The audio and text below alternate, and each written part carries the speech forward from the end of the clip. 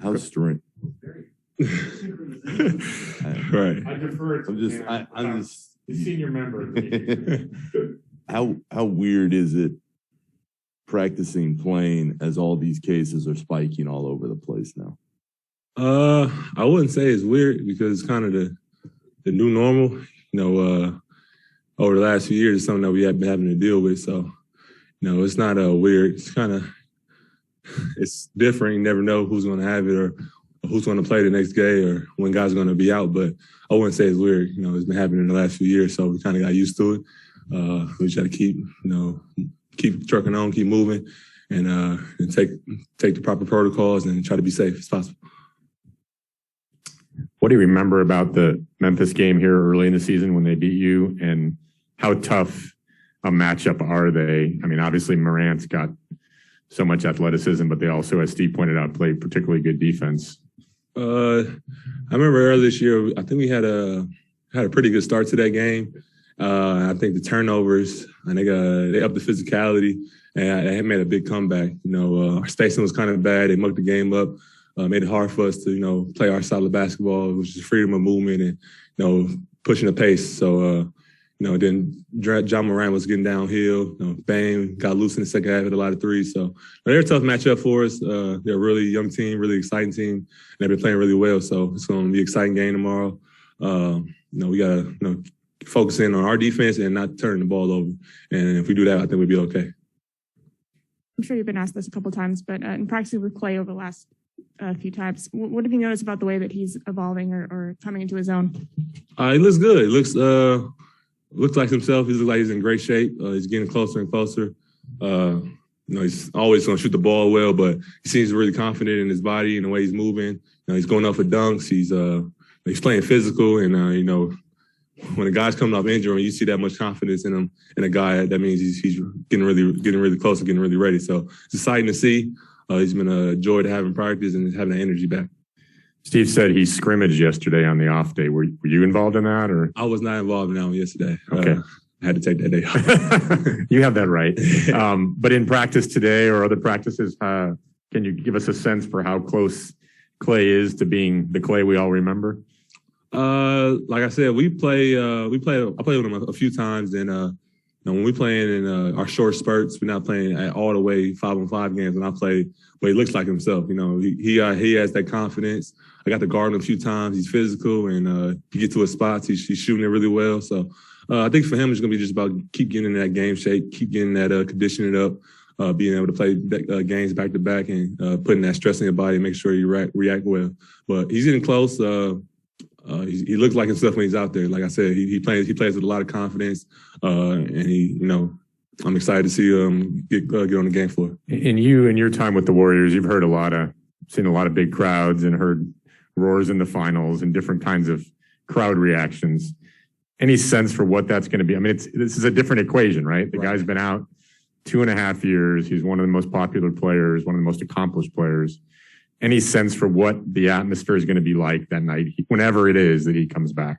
I know it's going to be crazy, but I don't really know what to expect.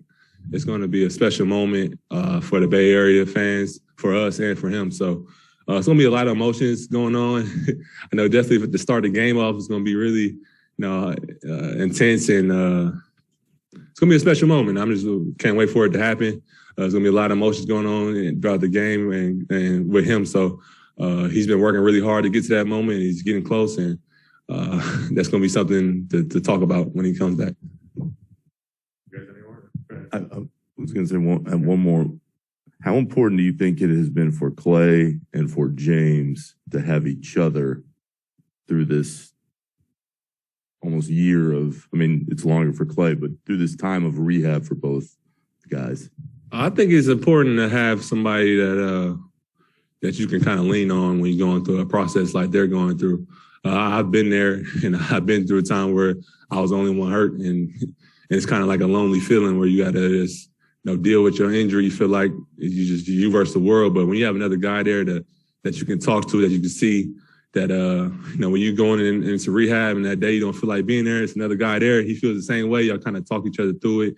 You can kind of motivate each other. So I think it's been great for Clay to see somebody like James who's young, who's happy to be there every day. And I think it's good for James to have a guy like Clay who's accomplished and done been through everything in the NBA and still come in every day and work his butt off. So I think it's important to have somebody there to kind of lean on, because when you go through a long rehab like that, it can get lonely, it can get kind of emotional, just not just physically but mentally. It can get tough. So having each other is always important.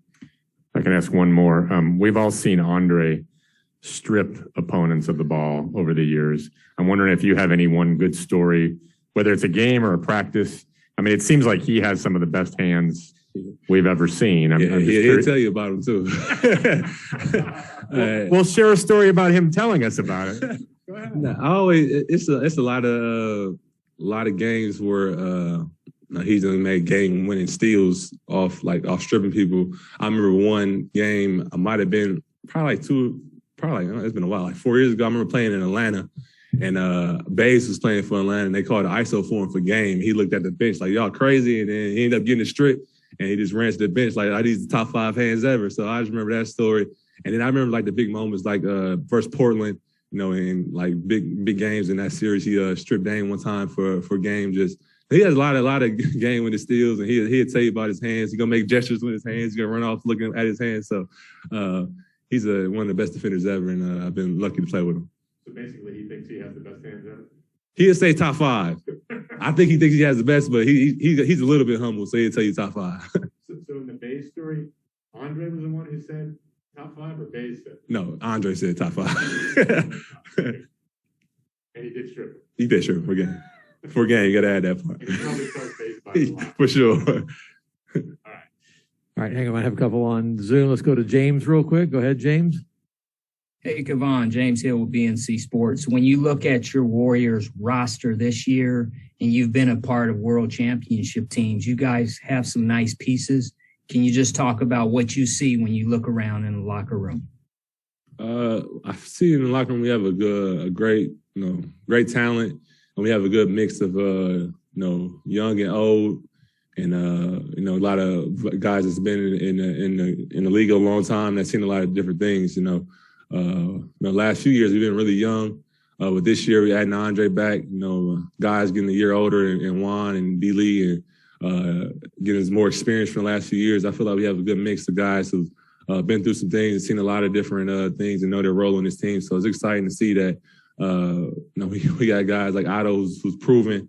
You got guys like Andre who's been seen it all, to be able to coach guys like Moses and JK, and it's been exciting to see. And I think we've been gelling really well.